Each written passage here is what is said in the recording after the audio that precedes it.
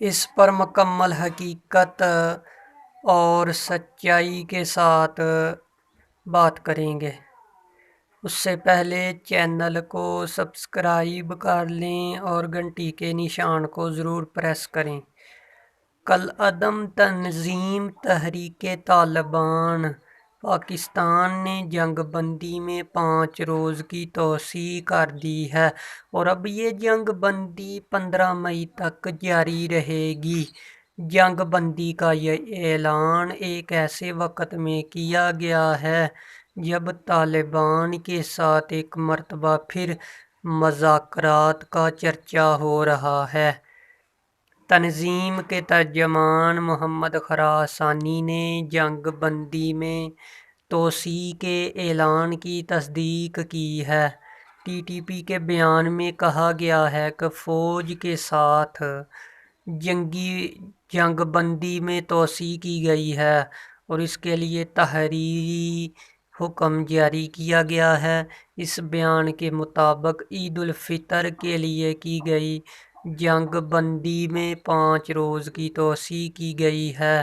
اس سے پہلے T T P کے ترجمان نے 29 اپریل کو ایک بیان جاری کیا تھا جس میں کہا گیا تھا کہ 10 شوال تک جنگ بندی رہے گی۔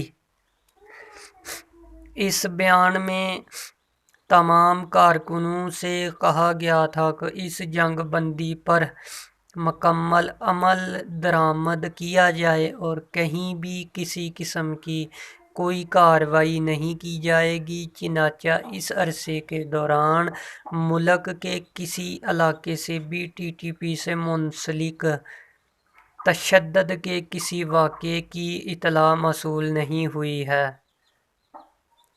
تاہم اس جنگ بندی کے بارے میں نہ تو ٹی ٹی پی اور نہ ہی حکومت کی جانب سے کسی قسم کی کوئی وجہ بتائی گئی ہے۔ یہ کس معاہدے کے تحت کی گئی؟ کیا مذاکرات ہو رہے ہیں؟ کالعدم تنظیم کی جانب سے یک طرفہ طور پر جنگ بندی کا اعلان غیر معمولی فیصلہ ہے اور پھر اس میں 5 روز کی توسیع بھی کر دی گئی ہے۔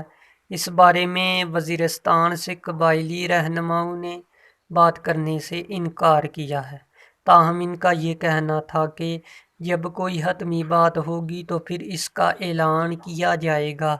ایک قبائلی رہنما نے بی بی سی کو بتایا کہ ماہ رمضان شروع ہونے سے پہلے ٹی ٹی پی کے لوگوں سے مذاکرات ہوئے تھے اور اس میں پیش رفت کے امکان بھی سامنے آئے تھے۔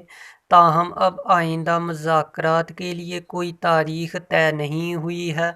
سینئر صحافی صفدر نے بی بی سی کو بتایا کہ ان کی اطلاع کے مطابق ان دنوں ٹی ٹی پی کے ساتھ مذاکرات ہو رہے ہیں اور پاکستان کی طرف سے ایک وفد کابل پہنچا ہے، تاہم سرکاری سطح پر اس کی تصدیق نہیں ہو سکی ہے۔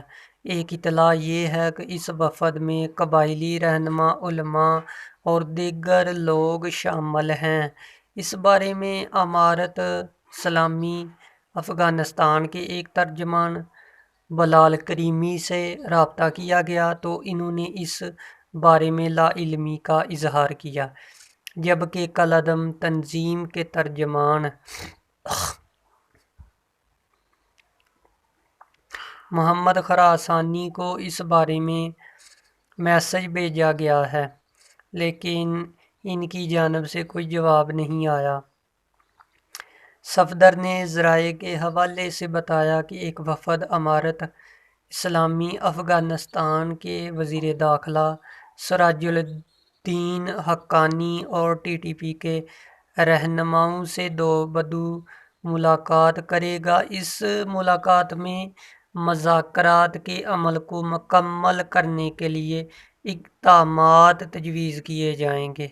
ادھر وزیرستان سے مقامی لوگوں نے بتایا کہ شمالی وزیرستان اور جنوبی وزیرستان کے قبائلی رہنماؤں کے علیحدہ علیحدہ وفد اپنے طور پر قبائلی طریقوں کے مطابق ٹی ٹی پی کے لوگوں سے رابطہ کر رہے ہیں تاکہ علاقے میں امن کے قیام کے لیے مستقل اقدامات کیے جا سکیں۔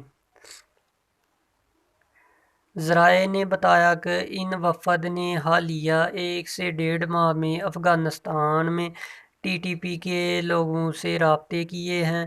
ایسی اطلاعات بھی ہیں کہ تمام قبائلی علاقوں کے رہنماؤں میں کہا گیا ہے کہ وہ اپنے اپنے علاقوں میں مقامی طور پر ٹی ٹی پی کے ساتھ رابطے کر کے مذاکرات کے لیے کوشش کریں تاکہ امن کے قیام کو یقینی بنایا جا سکے۔ اس بارے میں اب تک سرکاری سطح پر کچھ نہیں بتایا گیا۔ آیا ان قبائلی رہنماؤں کو حکومت کی حمایت حاصل ہے؟ کیا مسلم خان اور محمود خان کو رہا کر دیا گیا ہے؟ ٹی ٹی پی کے ساتھ مذاکرات میں بنیادی مطالبہ قیدیوں کی رہائی کا تھا اور ان میں طالبان کے اہم رہنما مسلم خان اور محمود خان شامل تھے۔ مذاکرات کے سابق دور میں بھی ان قیدیوں کی رہائی بنیادی مسئلہ بنا رہا۔ اب ایسی اطلاعات ہیں کہ مسلم خان اور محمود خان کو رہا کر دیا گیا ہے، لیکن اب تک وہ سیکیورٹی فورسز کی تحویل میں ہیں۔ ٹی ٹی پی کے قائدین کا مطالبہ رہا ہے کہ انہیں افغانستان میں ان کے حوالے کر دیا جائے، لیکن حکومت انہیں رہا کر کے یہاں اپنی تحویل میں رکھنا چاہتی ہے۔ اس بارے میں سینئر صحافی مشتاق یوسفزئی کا کہنا ہے کہ ان کے پاس ایک اطلاع یہ ہے کہ مسلم خان اور محمود خان کو افغان طالبان کے حوالے کیا گیا ہے، جو پاکستان اور ٹی ٹی پی کے درمیان ثالثی کا کردار ادا کر رہے ہیں۔ ان کا کہنا تھا کہ ایک اطلاع یہ بھی ہے کہ دونوں قیدی تاحال ادھر حکومت پاکستان کی تحویل میں ہیں اور مذاکرات کی کامیابی کے بعد انہیں افغان طالبان کے حوالے کیا جا سکتا ہے۔ سرکاری سطح پر اس بارے میں کوئی اطلاع فراہم نہیں کی جا رہی۔ اس کے علاوہ طالبان کی جانب سے کوئی 102 قیدیوں کی رہائی کا مطالبہ کیا گیا تھا، جن کی رہائی کے بارے میں متضاد اطلاعات موصول ہوئی تھیں۔ جنوبی وزیرستان سے ایک قبائلی رہنما نے نام ظاہر نہ کرنے کی شرط پر بتایا کہ ان میں سے بیشتر قیدی رہا کر دیے گئے تھے۔ طالبان کی جانب سے صرف قیدیوں کی رہائی کے مطالبے پر ہی نہیں بلکہ دیگر مطالبات پر بھی سخت موقف سامنے آیا ہے۔ مسلم وزیرستان سے ذرائع نے بتایا ہے کہ طالبان کی جانب سے جو مطالبات کیے جا رہے ہیں، ان میں ایک تو قبائلی علاقوں کی سابقہ حیثیت بحال کرنے کا مطالبہ ہے۔ برطانوی دور کے نظام کے تحت قبائلی علاقے صوبائی دائرۂ کار میں آنے کے بجائے براہ راست وفاق کے زیر انتظام ہوتے تھے۔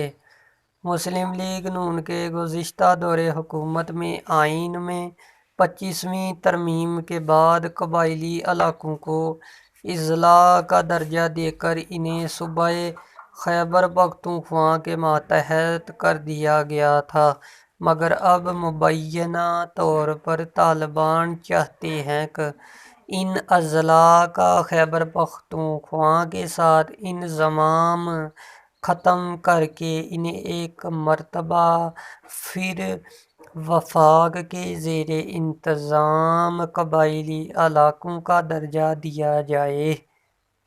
یہ سلسلہ کب سے جاری ہے؟ حکومت اور ٹی ٹی پی کے درمیان مذاکرات کا سلسلہ فروری 2021 سے شروع ہو گیا تھا اور اس میں اہم کردار افغان طالبان ہی ادا کر رہے تھے۔ اس کے علاوہ اس کا آغاز بنیادی طور پر پاکستان کے قبائلی علاقے کے کچھ اہم قبائلی رہنماؤں نے کیا تھا اور پھر افغان طالبان کو اس میں شامل کیا گیا تھا۔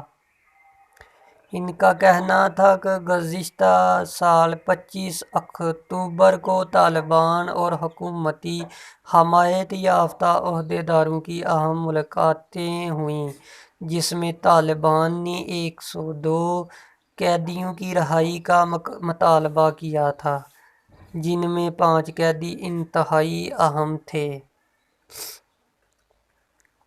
انہوں نے بتایا کہ پاکستان نے کچھ قیدی رہا بھی کیے تھے، لیکن ان میں سے 3 قیدیوں کو پاکستان نے پشاور میں رکھنے کا کہا، لیکن طالبان قیدیوں کو افغانستان منتقل کرنے کا مطالبہ کر رہے تھے۔ قبائلی رہنماؤں کی کوشش ہے کہ علاقے میں امن قائم ہو اور اس لیے جنوبی وزیرستان اور شمالی وزیرستان کے ان اہم رہنماؤں نے کوششیں شروع کی ہیں جو ٹی ٹی پی کے قائدین اور حکومت کے درمیان پل کا کردار ادا کرنے کی اہلیت رکھتے ہیں۔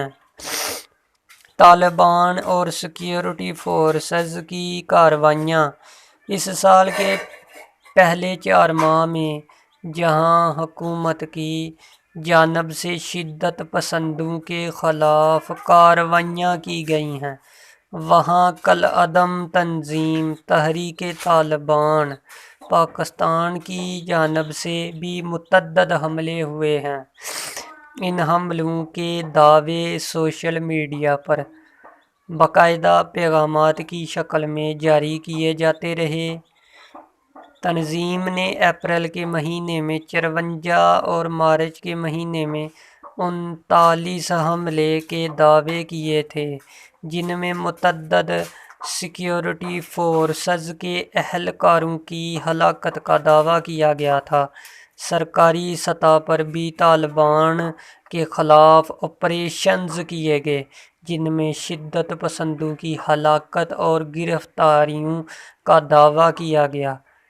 طالبان کی جانب سے شمالی وزیرستان، جنوبی وزیرستان، پشاور اور ڈیرہ اسماعیل خان میں سب سے زیادہ حملے کیے گئے ہیں۔